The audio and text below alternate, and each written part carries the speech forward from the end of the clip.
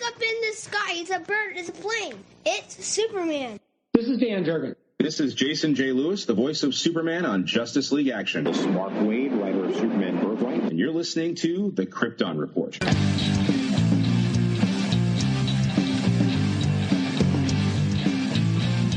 The Krypton Report podcast is dedicated to all things Superman, Supergirl, and the planet Krypton. We discuss movies, TV, game, comics, and all things DC. So join me, Tyler, with my co-host James and Jania. Hello, everybody. It's Tyler here. Today's episode is the audio from my interview panel for the Multiverse Fundraiser. The fundraiser is a program where we were raising money to help Valerie Perrine, the actress who played Miss Tessmacher. She is dealing with Parkinson's, and it was to help her with medical expenses and things like that. It's still open for another week, so if you check out multiversefundraiser.com, you can see the link to donate. But this is my audio talking with the wonderful, amazing, awesome, fun Sarah Douglas, who played Ursa in Superman 1 and Superman 2. So enjoy. All the panels were broadcast on the Back of the Cereal Box website on YouTube. Some really great panels. If you didn't get a chance, go to YouTube, search for Back of the Cereal Box, and you'll be able to see all the wonderful content that was created. Hey. All right. Hey. Hello there. I will Hello. remove myself. Hey, hello there. Hi, Sarah. How are you? I'm okay now. I've been watching with interest, and I wondered if I'm going to be geeking out. I don't think I've ever geeked out, but the last people were geeking out, so I'm ready to go. I don't know what it means, but I'm willing. All How's right. that? Yeah, that sounds wonderful. Hi, I'm Tyler. I host a podcast called The Krypton Report, where we talk about all things Superman related, and I got the honor to talk with you today. Well, it's great to meet you, Tyler. Thank you for inviting me in, and what a great cause. Yes. Yes, it is. I was going to say, I turned my camera, and if you can see, like, it's a little reflected, but you're right over here on my poster for Superman 2 right here. That's what we like to see. Excellent. Excellent. I know. And how many years have you had that poster, or is it a new one? Well, let's see. I want to say my friend, it was about 5 years ago, he got me the whole collection of all 4 actual theatrical Superman Fabulous. posters. So they're all framed and designed Beautifully right here, done. and I'm impressed. it's wonderful to have. That's more than I have, believe me. So, like I said, I want to thank you for being here today. Got a few questions from people I talked to and myself who I was told I was going to get to speak with you today. One thing I wanted to ask you was, I was thinking about, Superman 1 and 2 and how they were filmed. Did you ever get to spend time with Valerie on set or anything like that?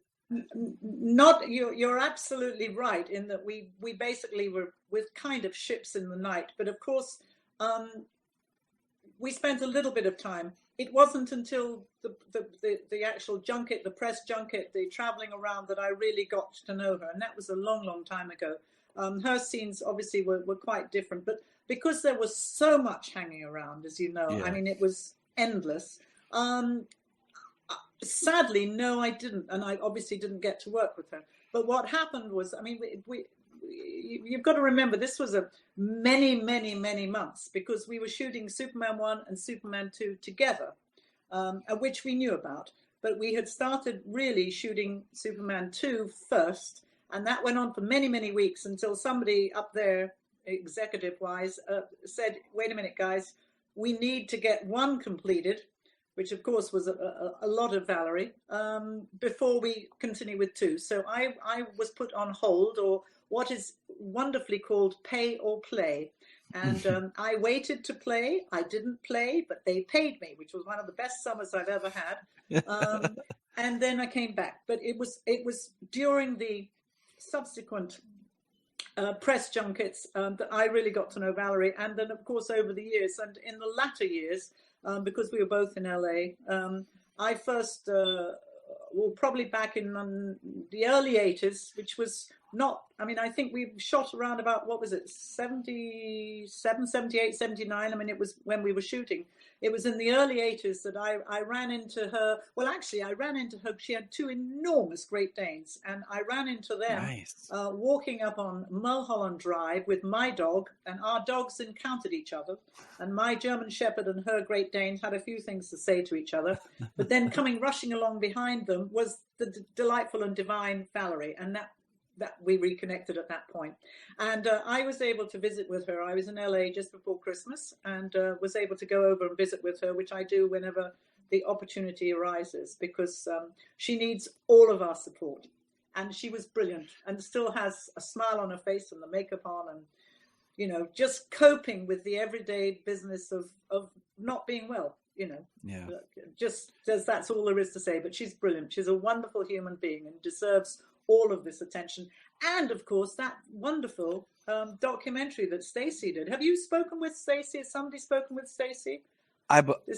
Yes, I believe Stacey was on the. Was it yesterday? Yes. Good. Yeah. I mean, that was a real labor of love, and to drag us all. I shouldn't say drag, it wasn't the right word. He didn't drag me in, but to manage to get us all, and that took him some work, because he was somebody I knew him, but a lot of people didn't know him, a lot of the other actors. And so it was a leap of faith, and a well deserved, the accolades that he got. And of course, Valerie, who looked spectacular, as always in the film. So I'm glad to be here. There you go. Well, we're glad to have you. And it's wonderful to have someone who knows Valerie. And speaking of knowing, yesterday I did a panel where we talked about the works of Richard Donner. Could you speak to what it was like working with him and the kind of like person? Because I've always heard good things about him, but I've never got to speak with anyone who's actually worked with him before. Well, firstly, I have to say I'm one of the fortunate actresses. I believe I was fortunate that I actually got to shoot Superman 2, a great deal of it, twice. So I got to shoot it with Richard Donner, and then again with Richard Lester. And never have two more different directors existed. Donner, I met when I went for the meeting, and I was already shooting another great epic called The People That Time Forgot. And I was shooting that with Doug McClure, and we were over at Pinewood Studios. And when I got to meet Dick, I was at the time, my idea of an American was somebody with tinted glasses and slightly long hair, a Californian, and a bit hip and a bit cool. And of course, he did not disappoint. I walked into this office, and there he was with the tinted glasses, and just as I said, the epitome to me as a little English girl of a Hollywood director. What was wonderful about Dick was that he was an actor's director. So in other words, he really listened to us. He let us find our voices. He let us work with what we had. I don't remember an enormous amount of direction from him, but obviously he gave us a lot of direction. And I say this because I can compare it to Richard Lester, who absolutely was working with 3 cameras and was giving us very precise directions.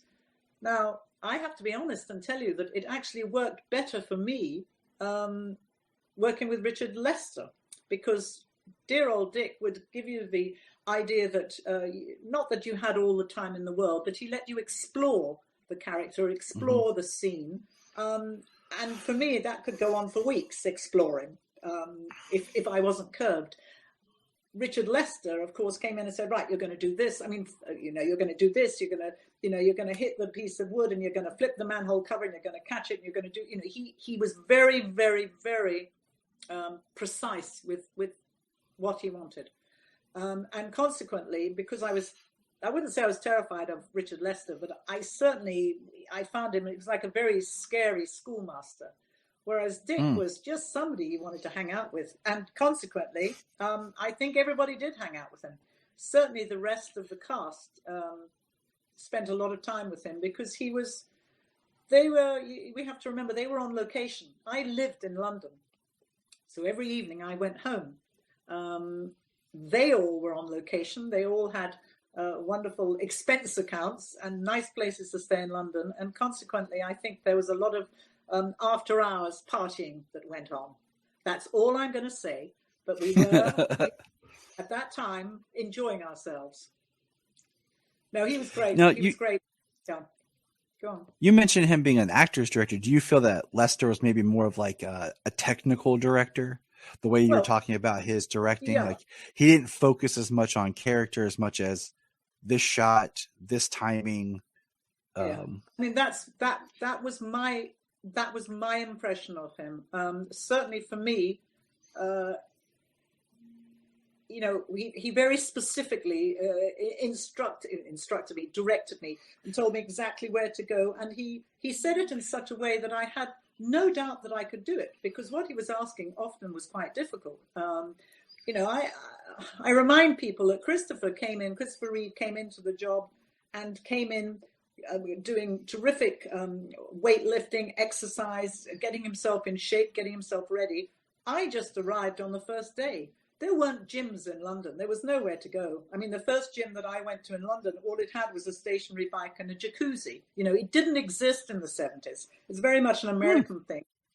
So I wasn't remotely prepared. I just happened to be quite fit. But I mean, that was in itself is a miracle, really, that I was fit, but I was. So to be told that you could do something that really seemed quite impossible, for me was the way to go, because there was such confidence in it.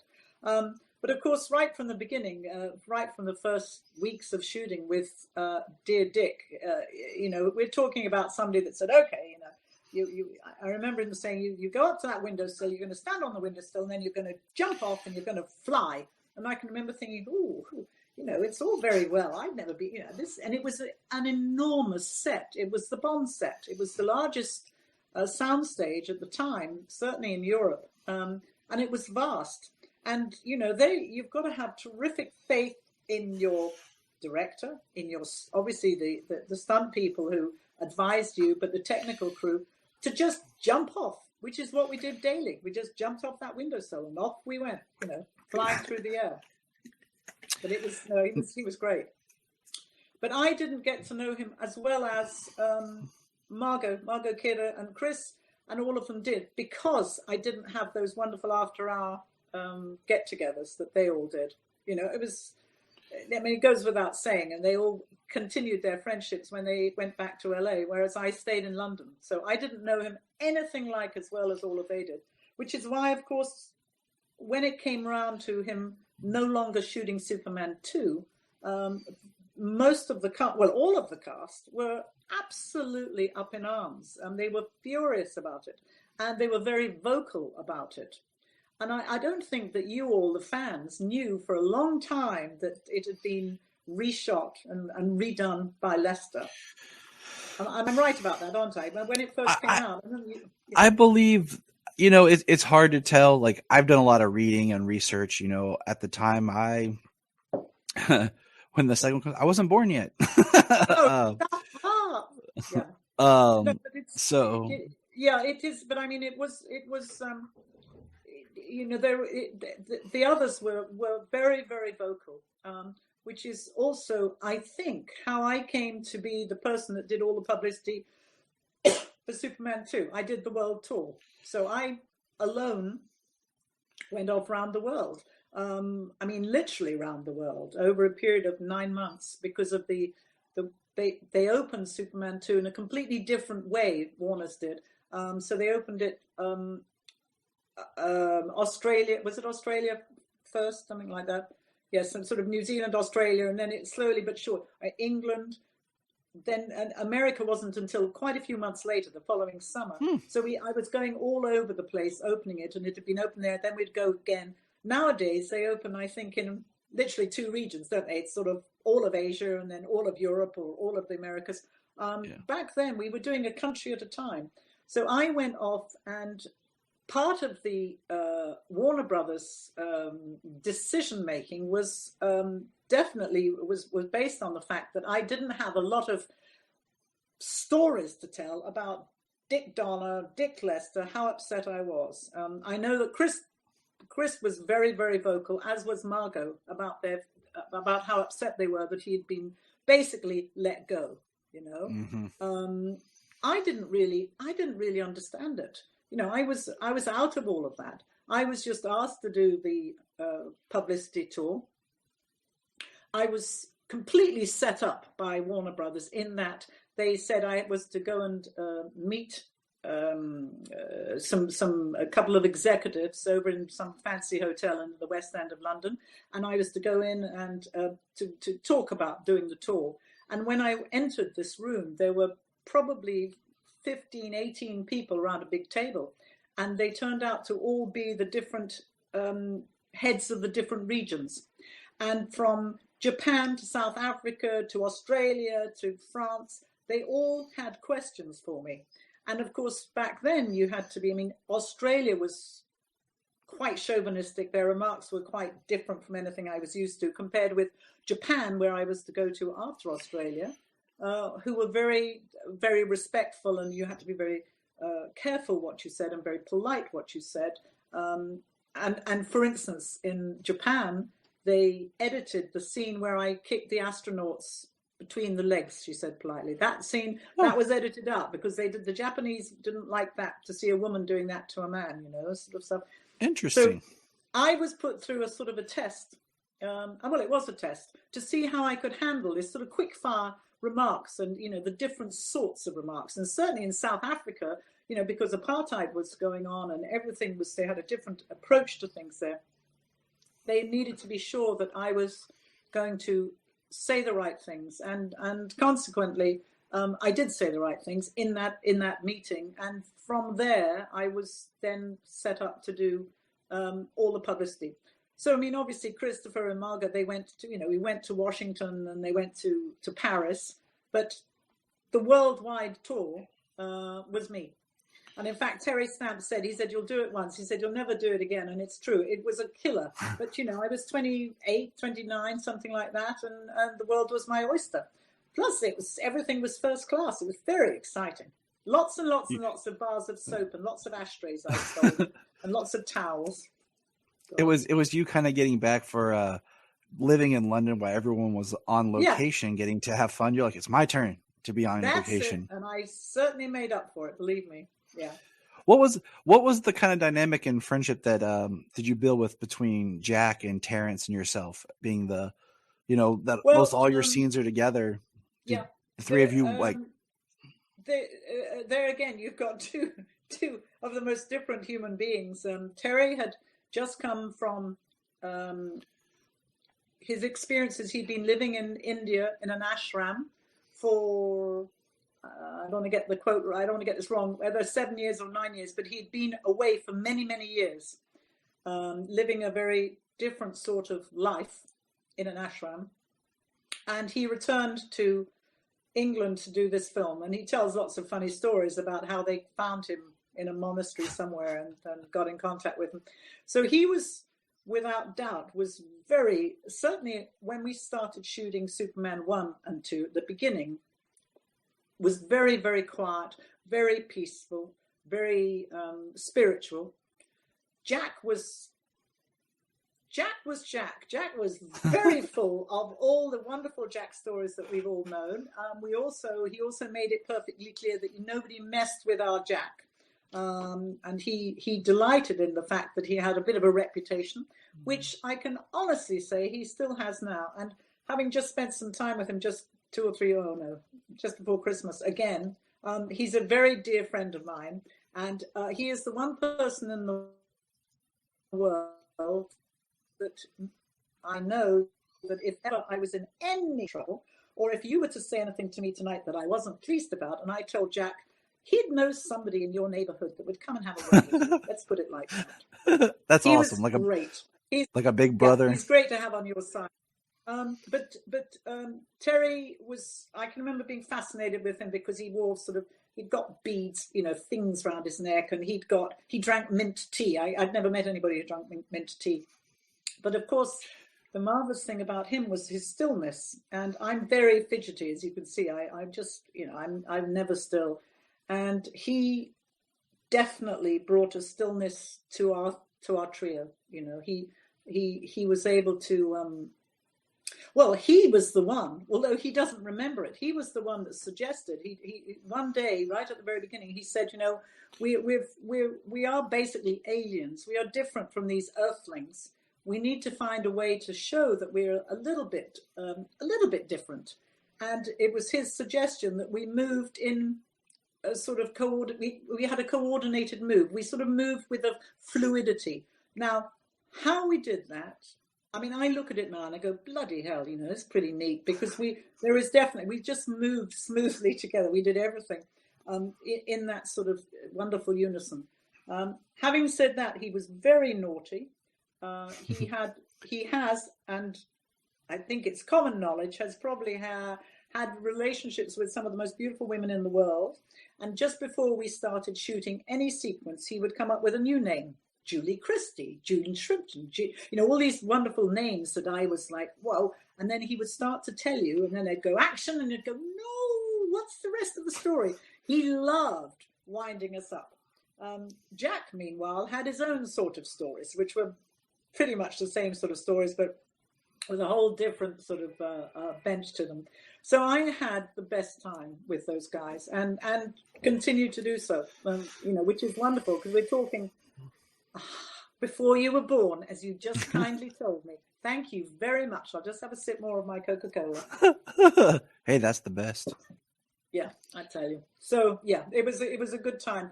And Gene Hackman, of course, I was absolutely in love with him. He was just such a regular guy, and I just adored him. And I did spend time. I did hang out with him in the evenings. Was lucky enough to be invited out a few times, and went to the theatre with him and different things. And I loved him. Absolutely fabulous. I mean, how lucky was I? I was 27. Brando. I mean, I don't even know if any of the kids today have any idea how staggeringly, enormously fabulous Marlon Brando is and was and is. He to a young actress to be having a scene with Marlon Brando. Oh my God, he had such an aura about him and was just such a presence. So, didn't get much better than that. You're speaking about presence. Can we just say how amazing your presence was? I mean, Thank you. Watching. Oh, you're welcome. I mean, I grew up with, and I tell stories before about how Superman 1 and 2 in my mind as a child kind of existed as one movie. I had, I think, a VHS tape from TV where they played them back to back. So it was years later, so I realized it was two different movies. Oh, wow. But I just remember the scene, like the first scene where they say the Lady Ursa, and like the camera turns and you kind of like step into frame. It's intimidating, as a child watching this, like, especially because, as a kid, a lot of times you don't, I didn't think of like the female villain. You're like, you kind of expected like the big puff male, but you had this presence and this stare that was haunting. It was powerful. Thank you. That still resonates now when I watch the films. You can see what you bring. And I mean, definitely you're a lovely person to speak with. That just shows the greatness of the performance. Yeah, I can honestly, I do have to pat my own back, because it doesn't, when I look at it, I can't believe that I managed to pull that off. I'm not aware of trying to have that stillness and that power. Now, I do know that every morning I left for the studio very, very early, and I did have a very long sit in that makeup chair. I had very long hair at the time, way down to here, and every single bit of my hair had to be put up in a wig, and they would put that up, and oh yes, it was a wig, and so that pulled my face up. White makeup, because supervillains don't have freckles. I do, so I had to have white makeup everywhere. My eyebrows were stuck up with glue to lift them up. The boots, the harness, the whole thing, and it still wasn't 8 a.m. And most of the time, by the time I had pulled those boots on, I felt mean. I probably hadn't had as much sleep as I should have had, and it was a daily meanness that came over me, which helped. Plus the those outfits, were so simple and so plain and so powerful. We had somebody asked me the other day about comparing it to one of the later Supermans, or the latest, I don't even know which one, I've lost track of them all now. But I remember saying to this person, I said, yeah, but we didn't have weapons. They've all got the gear now and the weapons, the villains when they come along, Feora and different things. I said, we were just there, which I think is brilliant. The fact that we had that power and that clout, and that presence. So it is, I can look at it and it's not me. So I can say, okay, yep, that's good. And I'm glad I scared you. Good. Yeah, you have a lot of good comments talking about here your quiet strength, and right here this one when she saw Superman 2 when she was 11, and Valerie, it was amazing. Thank you. That's great. I something I have to say that all these years later, I mean, it takes quite a lot for me on a Sunday evening to sit down and do what I'm doing now. I mean, but when it's Superman, and of course for me it's Valerie, which is to me Superman. The fans, the Superman fandom is extraordinary. I meet people all the time, and of course now I'm meeting people all the time like you that tells me that they weren't born, which I find totally scary to think you weren't born. Sorry, but I'm meeting I'm sorry. No, you're okay. Meeting all the different generations, and you have to. I don't know whether Americans really understand that in England, back in whenever it was, 77, 78, Superman. I kind of knew who Superman was. Mm-hmm. But he wasn't that big a deal. I'm not sure we had a cartoon. I don't think there was a cartoon on television. I know that at the cinema, when I grew up, there certainly wasn't Superman. I mean, we're talking about, I don't know what we're talking about. We're talking about a Lassie and those sorts of things. But there wasn't Superman. We weren't. We didn't have that wonderful sort of image of Superman that I've later discovered that Americans have. Everybody I know in America that loves Superman has told me some sort of Superman story or something about the strength of Superman, the strength of, the fact that he's the good and all things sort of American, and just when they said Superman to me, I had to sort of go away and kind of get an idea of who he was. I vaguely knew. I knew who Batman was. But it wasn't until I arrived in America I realized how much people embrace Superman, all the different Supermans, and how fabulous is that? I mean, I just think it's, truth, justice, and the American way. I think it's brilliant. And I'm still being spoiled all the time by lovely remarks and kindnesses and thoughtfulnesses and also lots of stories from grown gentlemen that tell me about being little boys and loving Ursa. My goodness me, they did love Ursa. I'm quite shocked at how much they loved Ursa, some of them. It's amazing. I recently did an episode of my podcast where we talked about how Ursa and Feora, how they're two different characters, but for a lot of people, they kind of blend them in their mind as the same one. And we kind of talked about the differences, and nobody else has played your character. Ursa is your character. And I thank you. I really, really, really appreciate that because I'm very proud of her. I'm very proud of that whole, certainly Superman 1 and 2, the whole package is, how lucky am I, How lucky am I at my age now to be looking back and to still be able to talk about, I mean, this year I'm off to, to do Superman events because people still want to talk and still want to meet. And obviously Feora comes into it with, periodically people mention it to me, but I do see the comparison, except I don't get it because, like I said, she seems to have weapons. And I just, my Ursa was just there. She was a presence. So, my friend and I, he does a Superman podcast as well called Digging for Kryptonite. We talked about how I would love to see, and like we kind of were creating the story as we went, of Feora and Ursa together, because a lot of times I see Ursa as being more this powerful, and like in the comic book there was one that Richard Donner helped write. Right. Yeah. Ursa is very like she likes to torture her prisoners. She's very, she's evil, you know. And I always see Feora is. I say Feora is bad, but like Ursa's more of that.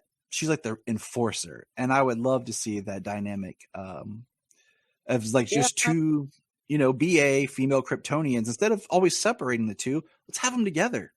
Yeah, you know, let's see their power. I know. The only thing is about that is I'd have to step aside for some young, nubile young thing to play Ursa, and I don't know how well I would take that. You know, that's the only thing. So unless we've got them at, you know, in later life, that might be rather sad though. I don't think I could get. We could do it. We could do it in animation, because I know that animation's good. Animation's good. Yes, there you are. Animation's perfect. I think that's a very good idea. I think the fans would love that. I know you did. In my notes here, I was writing like you did do voice work for Mala on Superman the animated series, which Mala was kind of one of those weird characters where they tried to make her. She kind of was an Ursa-esque type character, but it was one of those they made for the series. You worked on Green Lantern, the series, Batman Beyond. So you've kind of hung out in the DC world, like you did Swamp Thing Returns. I was.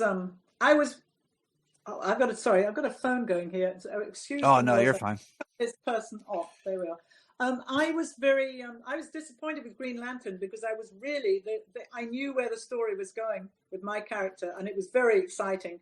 And then it got cancelled. But I'm told, and I don't really understand how these things work, that as far as animated goes, that if the movie doesn't do incredibly well, and therefore they don't get incredible merchandising, that it doesn't, you know, the animated series just fades away, which is what happened. Because I was ready. I'd got a great storyline that they'd given me.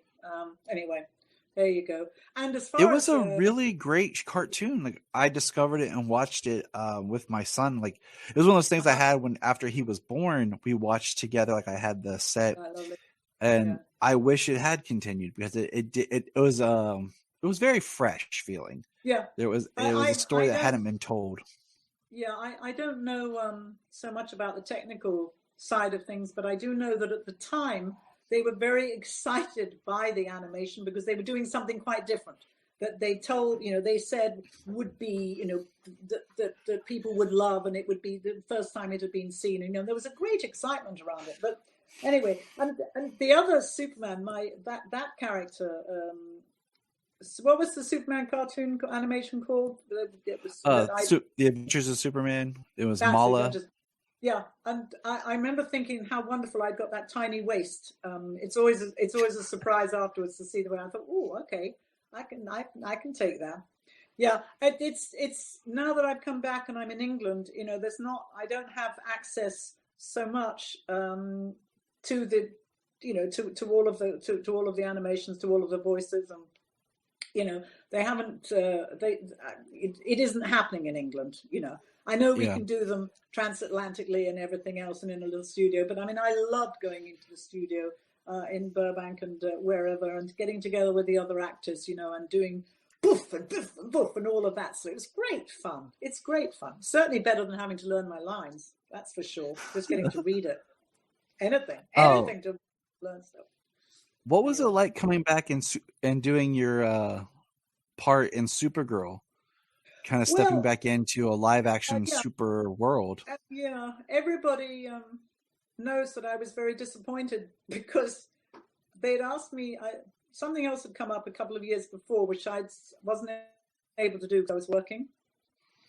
So when that came up, I was really quite excited. But of course they told me about the character and they told me it sounded all good. I didn't see a script. Shot in Vancouver. I was working on something in England. I had to fly back to LA, and then I had a costume fitting, and I was thrilled. But then I saw the script. Then I saw that I did nothing, you know, and it was a real shock to me. I thought, God, I've made this terrific effort to get here, and I felt. I mean, I was booked for 1 week's work, and I was paid for an episode, so there was no reason for me to think I was not going to be doing something. I was very disappointed to find that I was doing so little. Let's put it like that. You know, I've never really done so little. So I thought, bloody hell, you know, after all this, and I know the fans were very disappointed because you know. It was exciting to see you. It was one of those like, exciting to oh, be there. you know, it was I like, know. oh, look. And of course, my wife's like, And wait, they'd gone who? to all And I'm that like, trouble yes. to get the look and everything else. It was a bit of a mystery to me, the whole thing, what exactly I was doing there for, you know, for a whole day. You know, I went to Vancouver for a whole day. It's like, really? I don't know. I was very happy to be there. The fans were the fans were pleased to see me, but they were very disappointed, as was I, because I'd only just got going and suddenly I got zapped and that was me done.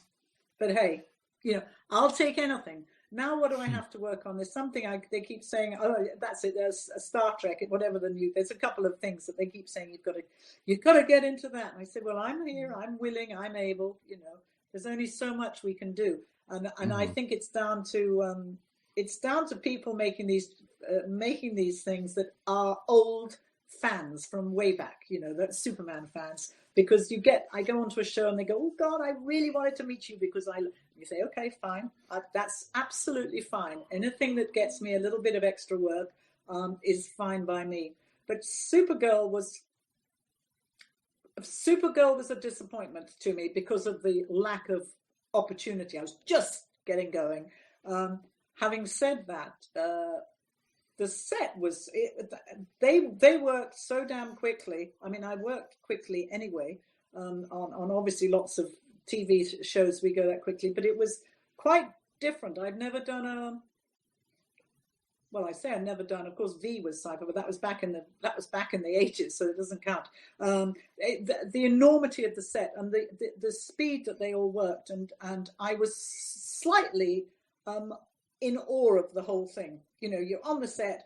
This is it. You get over there, and it was like been and done and gone before I'd even realised I'd arrived. You know, but I guess that's the way they work nowadays. I'm used to sort of a slightly slower approach, but you know. I was going to bring up, Kristen brought up a great question. I was getting there. Good job, Kristen. I was going to say, my family and I, like, as they came out, every year my wife and I watched the Christmas Prince films, which was delighted to see you when you appeared. And then this year, of course, like with our kids, as they're getting older, we were able to watch them all, and they were able to watch them with us. My son just turned 7, and my daughter's 4. Perfect. And Kristen here asked, do you think there's a hope of a 4th Christmas Prince film? Well, I have to tell you, firstly, we absolutely, the cast, we had the very best time, and I think that comes through. I would say it does. Yeah, we are all, in fact, just earlier on, I was just reading we have our WhatsApp group, all of the cast, we're all in it. We all speak all of the time. We have the very best time, and we really, really were so hopeful that the 4th one was going to be made, but then it was the beginning of lockdown 2 years ago. All of us came up with incredible ideas as to how they could possibly shoot this thing at the beginning of the pandemic. I think now it's got they worked it out, haven't they? I mean, obviously they've worked it out because lots of stuff's being done. We came up with all sorts of things. We had, Christmas Prince on a deserted island somewhere. You know, we've got it all figured out because again the Christmas Prince sort of franchise, and it's out there. People love it. I would like to think it's going to happen again. I hold the hope. Our lovely Princess Emily, who was a little tiny girl in a wheelchair, is now the most delightfully sexy young woman now. I mean, I look and I go, oh my God, she just looks so gorgeous on her. So perhaps it's time for them to get her married, you know. Perhaps it's time. That would be a great storyline for a 4th one. Well, you know, we just, as I said, we just hope that it happens, because I don't really understand why it doesn't. Netflix, of course, have now taken over pretty much the running of it. In the beginning, it was Netflix, but it wasn't. The producers, you know, we made the thing, and then I guess it got sold to Netflix. That's how it worked. And now Netflix have got very much control of it, and it's for them to sort of decide, and it's for them, I think it's for the fans to say, hey, you know, it needs one of those little campaigns, because it was, even though we know it was corny, we know it was schmaltzy, but it was a good family entertainment. Everybody could sit down and enjoy it. And so I'm just, you know, I'm ever hopeful that we can, you know, come back and, you know, Mrs. Averill isn't too old. Maybe I'll have a little bit of love this time. Who knows? Who knows? I love doing that. You see, that's my sort of role. I just loved it being, in the beginning I was quite mean, and then it was decided that I shouldn't be so mean, and they started to just, make me a bit sweeter and a bit kinder. So hey, who knows? Maybe it's called an arc. Yeah, you had a good arc. You started here and moved along. And, absolutely. You've done a lot of things, like in a vast different, like you mentioned V earlier. You worked with Arnold Schwarzenegger. Yes. I mean, that's pretty awesome. I did want to ask you, is there a film that you had done that, first question, is there a film that you had done that you'd wish had gotten more notice or more people knew about it that didn't quite reach where you had really hoped for it to be? Like any particular, like this one film that you're like, oh, this is going to be awesome, and then it just kind of it didn't take as you had hoped. Well, no, not particularly. In that,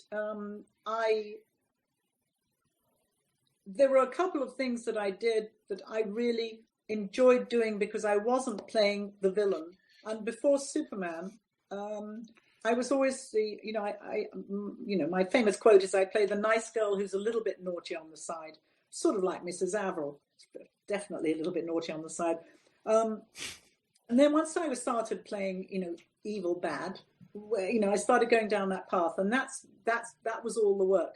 I had tried very hard not to go down that path originally. But then you want to work, and things come up, and things like, for instance, as you mentioned, V, and then, you start getting into the sci-fi, and it's Stargate, and it's Babylon 5, and the fans are loving it, and that's what's coming my way. So there was a tiny little, and it was only a short film that I did called Changing Directions, which was made by a young Swedish director. And off I went to Sweden to do this little film, and it was set in the 60s. And I play a very sympathetic character, kind of not frumpy at all, but dressed in the 60s clothes, and I certainly wasn't too glamorous, and married to a vicar, and it was just small and sweet, and I long, and I wish they'd hoped that they would do this, and then she would sell it, and then she'd make the big film. I mean, in our dreams, but I long for a really lovely little, no, not little, but a lovely, sympathetic, wonderful role. I watched something the other night which I just adored, called Coda, which is one of our nominated films, Child of a Deaf Adult, which is, this small film. It's been made not for a lot of money, and you can tell that the cast really believe in it. And they all turn in these wonderful performances. And I believe I'm right in saying that they just won the Screen Actors Award for an ensemble cast. I long for the day that I get something like that. That I'm working with other people that you just bond together. Because really and truly, I haven't done anything that's been overwhelmingly exciting for quite, other than, Christmas Prince I loved. There's no question about that. That's my favorite. But I long to show, I want to do a bit of I want to do a bit of acting before it's all over. Some serious acting. No, I don't mean serious, but I mean something that really shows, I get what you're saying. Shows my abilities. And I don't feel, I got a script this week on Monday, and my agent said, "There's an offer for this." And I looked at the title and I thought, oh God, it's another. This was another psychological horror thing, nastiness, and I was playing yet again a psychologist who did nasty things to her patients. I want sunshine and bunnies. I want light in my life. I want to feel really proud of something. I remember years ago I did a film on the life of Salvador Dali, and I played his wife, which again didn't get as much attention as it should have got, because it was the most bizarre mishmash of American Spanish money and making it in Bulgaria and being dubbed in this language, and the sound crew didn't speak English, and so it was all a little bit chaotic. However, I was playing a character that I could actually look about. I read about. I learnt about Salvador Dali's wife. I was able to do some proper research instead of playing, another evil, wicked queen, basically. Yeah. So, I'm just looking for. I say I'm looking for that. I'm just hoping. I can't, off the top of my head, remember the name of the film that Terry Stamp did not so many years ago with Vanessa Redgrave. But it was a very moving film about, she had cancer and he was the husband, I believe. And it was what I would consider a small film, small budget. Mm-hmm. But he wasn't playing the handsome, gorgeous Terence Stamp. He was playing the husband and nursing a wife who was very ill. It was very, very moving, and it was wonderful performances. And when I saw him afterwards, I said, "Oh God, it was so wonderful." He said, "That was the best time I've had." He said, just working on, and I absolutely get what he meant. You could tell he was just really, all of those other films he's done, all those gorgeous epic films, all those marvelous parts. This was a small film, and you actually felt that this was a small company come together, and they really, really, really gave their all, and incredible performances. And in Coda, as I mentioned earlier, there are 4 characters who have they just give their all, and it all comes together. And I think, God, that's what I want. That's what I want. So I'm waiting. Anybody out there, get right. I think it would be just talking with you. I can see the sunshine and bunnies just coming from you. It's like what I mean. Yeah, I mean, you got you got Pinhold. You did an iconic performance that's lasted, and then everyone's kind of taken that and pulled that from you. Song of Marion, that's the film. What's in Song for Marion? Thank you. That just came in. Song for Marion. Yes, somebody just said that was the name of the film. Terry Stamp. It was very moving. It was quite wonderful. I'm just going to quickly back up with the Superman thing.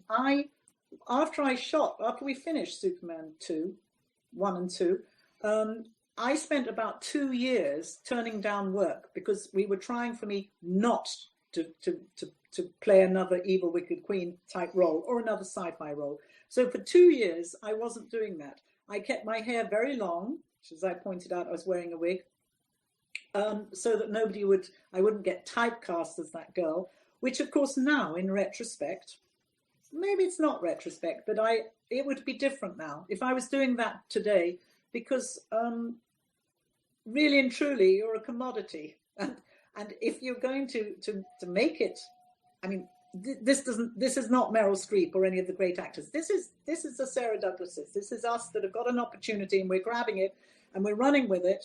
And really and truly, if I had run with Ursa, if I had cut off my hair when I came to America, or wore a short crop wig, or entered a restaurant with that whole Ursa image, I went out of my way to enter the restaurant as Sarah Douglas Sunshine and Bunnies, and people didn't know who the hell I was.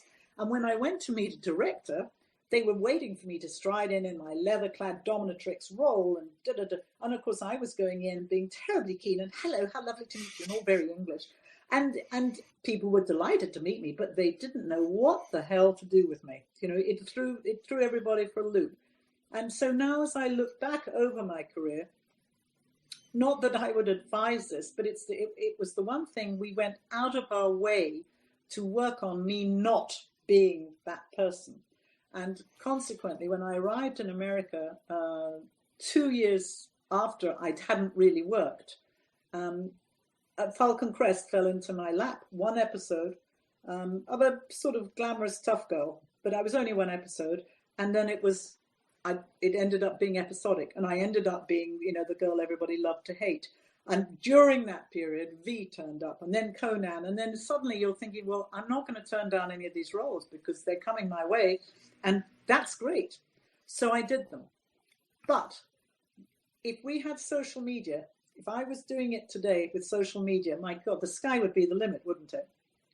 Because you only all know me because I got out there in the 70s and the 80s and the 90s and publicized my stuff and got, people start to talk.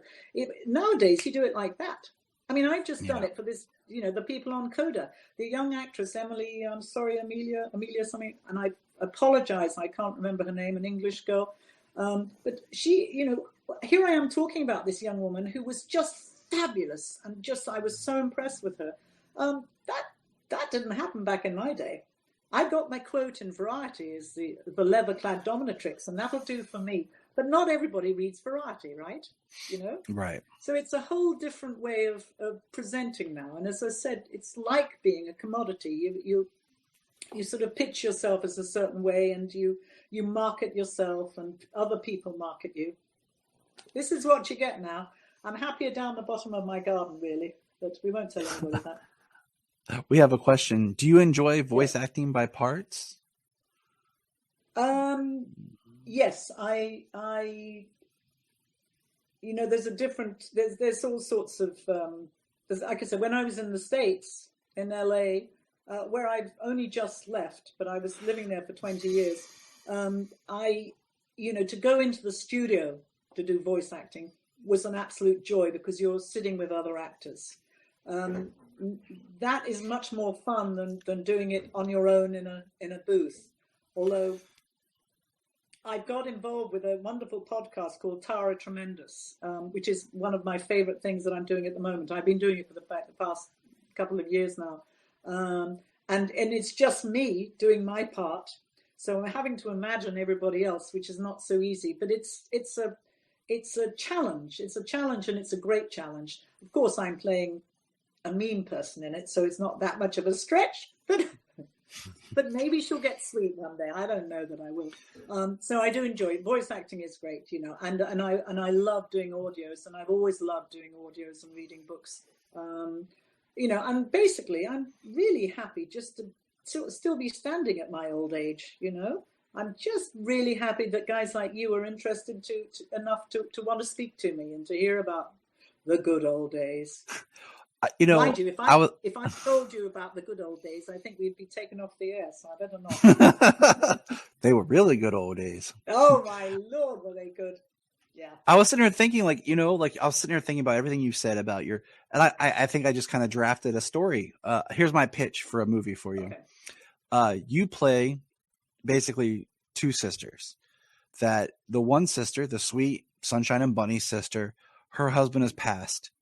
And and her sister comes to town, who's more of the mean, rough sister. And now the two sisters have to reconnect. So it's basically, the story is, you get the drama and the smallness of these two sisters who drifted apart for some reason. Maybe they both like the same man, and the one sister won out. And, now you get to show the two sides of your personality and your acting. You get to be the lovely bright. And then you get to also play the mean, and then how the two reconcile together, and it would be this. Get writing. I'm on it. I'll do it. Let me tell you, when I finished Falcon Crest, at the very end of Falcon Crest, I was asked to do a pilot with my old friend Jane Badler, and we were playing sisters in that. Jane Badler, of course, from V. I could not get them to release me from Falcon Crest to do the pilot.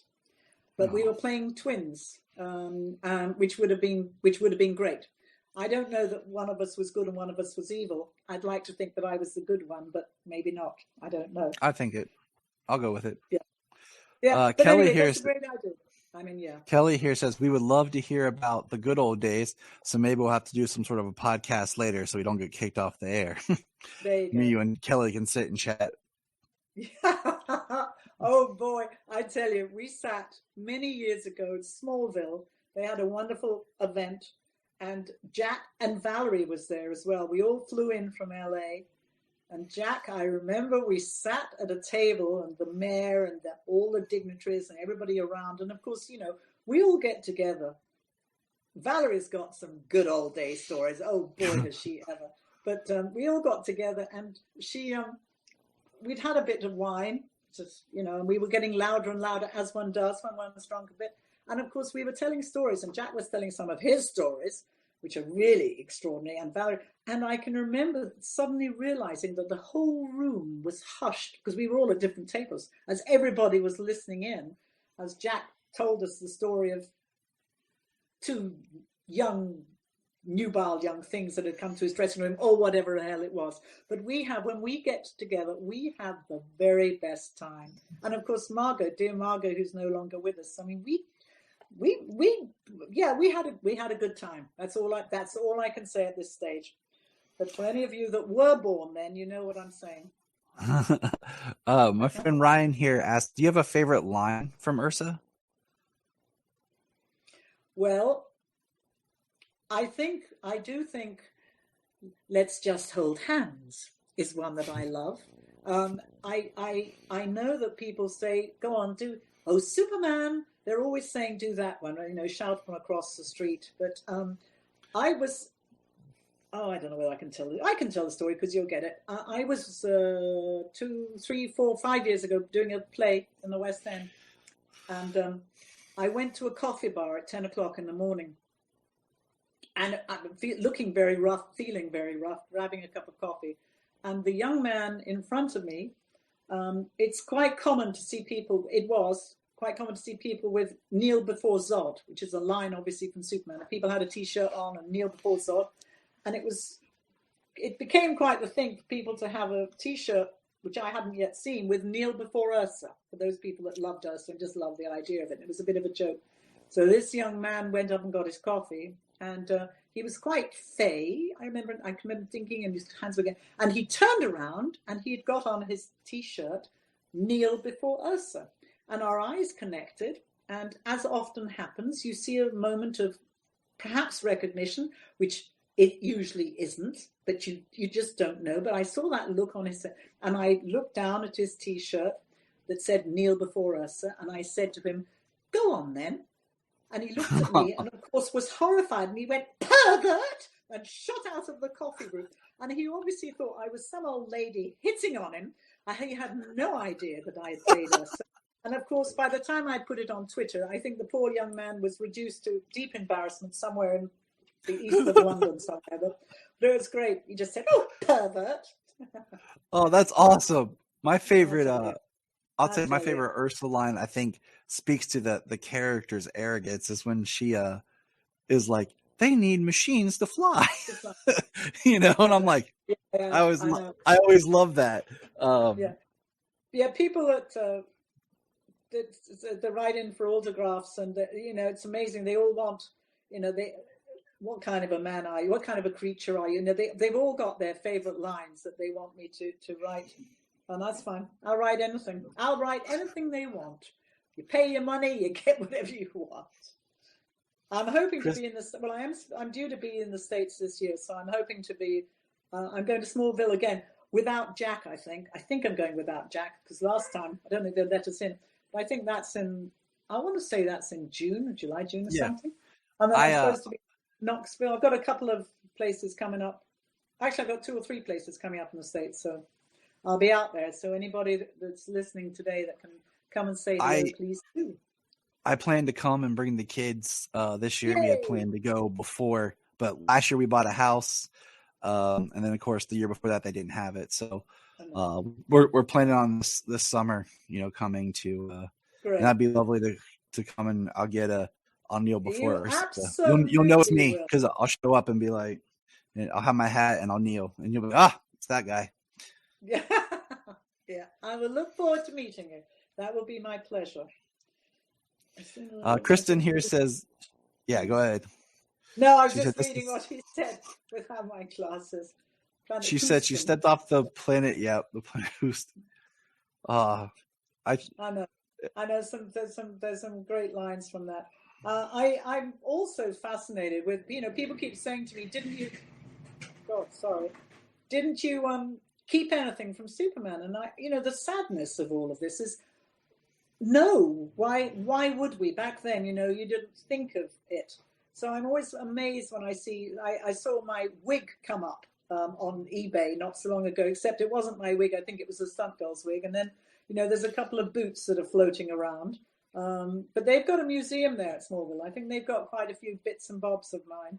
But, there wasn't a lot for me to actually take. In fact, I met a guy who, one of those big auction type houses for celebrity auctioneers.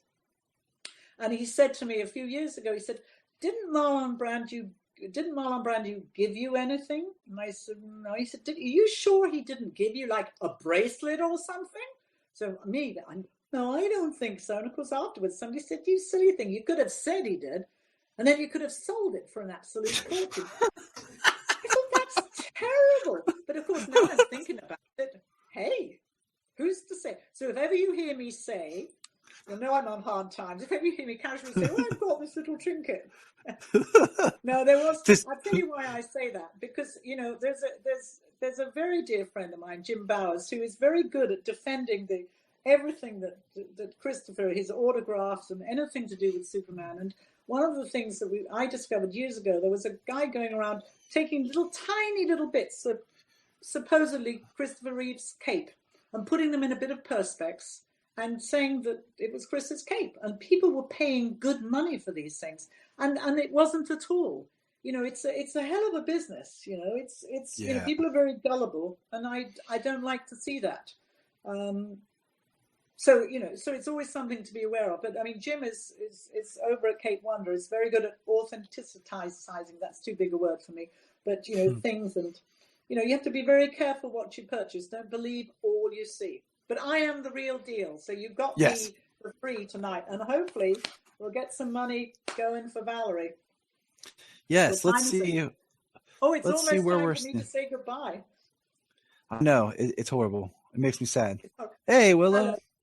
Hey, Sarah, it was a pleasure meeting you, listening to you chat, talk, and I appreciate you being here. I am delighted. Sorry, I had a momentary panic because I am not sort of too au fait with these things, and I got my little MacBook, I got everything all set up, and then it didn't work. But luckily, I had my iPad as well.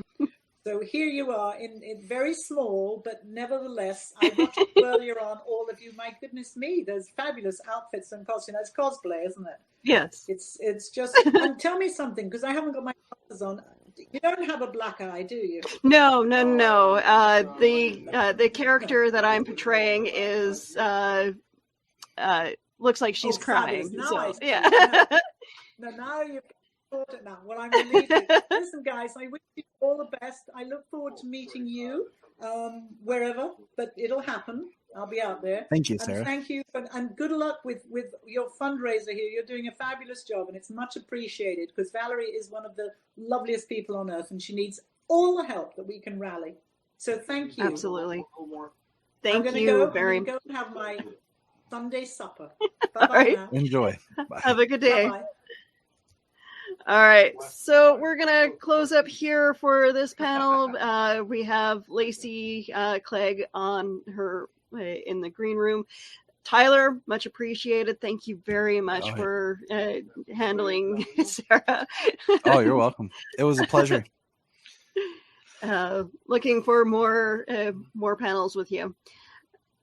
All right, so we are going to do the next panel right away, photography with Lacey Clegg. I really hope that I'm saying her name right. But okay, so we're still at 300. Oh, we're up to $360 right now for the fundraiser. All the great prizes that we're giving away.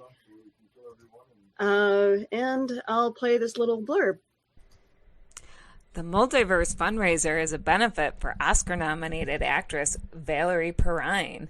Ms. Perrine is known for her roles in Superman, Slaughterhouse-5, Lenny, and so many more.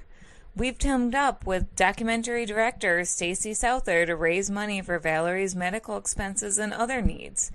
Every donation and every post share gives you the chance to win super prizes. Go to the website listed for details.